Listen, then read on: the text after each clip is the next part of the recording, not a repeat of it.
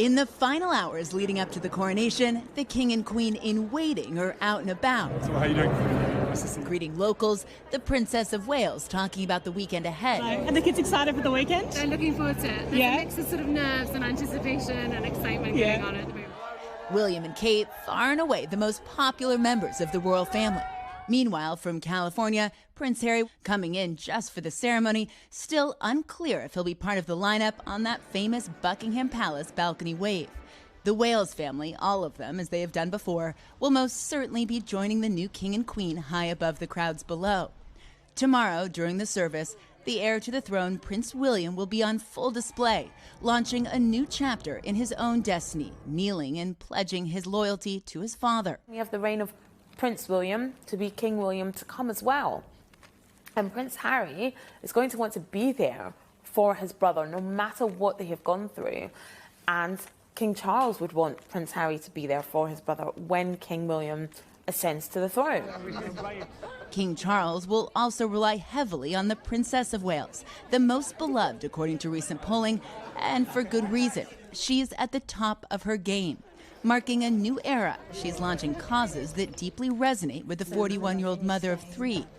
And since Harry and Meghan's departure, the Wales don't typically respond to headlines about the Sussex family.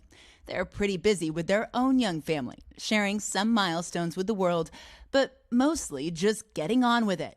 It's one of the hardest jobs in the world because you're damned if you do and you're damned if you don't. You have good days and you have bad days. But for Harry and Meghan, the roller coaster has continued since they stepped back from royal life in 2020, and the split between the brothers widening across the Atlantic. Hoda asking Prince Harry about his brother just last year. But do you miss your brother, your dad? Of course I do. They're trying to juggle, being a parent and all the other bits and pieces that come with this new life that we've got. That's a constant balance. And so tomorrow, King Charles will have both his sons present, but perhaps not the way he always imagined.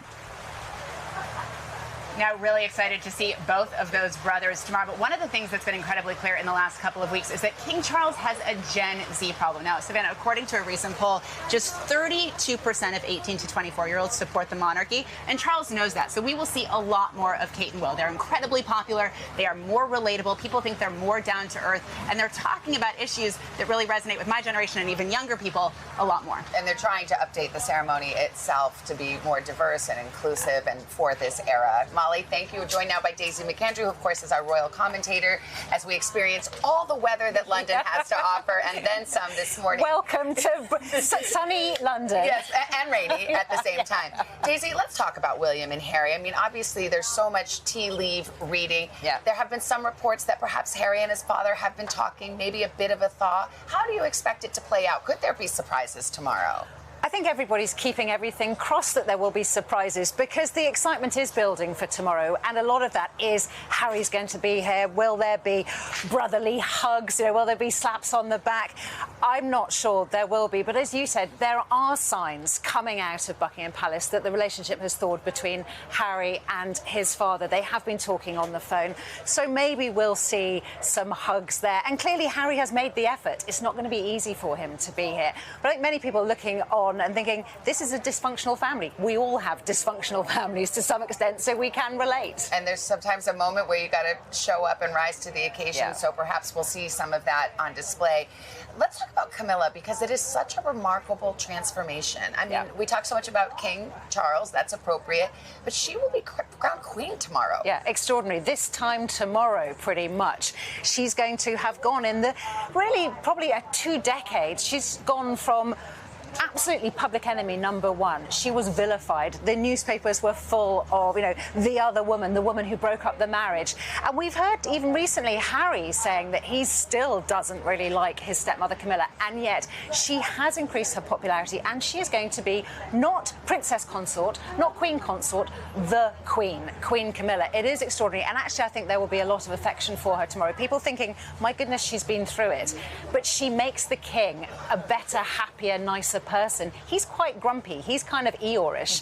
And she cheers him up. She makes him do a better job, which is good for all of us. She even said in the BBC documentary that he was known for his impatience, which, you know, she can say, but we can't. Yeah, exactly. And we've seen that. Yes. We've seen her calm him down. Well, it will be quite a moment, Daisy. I know you'll be along with us. Thank you so much. Hey, thanks for watching. Don't miss the Today Show every weekday at 11 a.m. Eastern, 8 Pacific on our streaming channel, Today All Day. To watch, head to today.com/allday or click the link right here.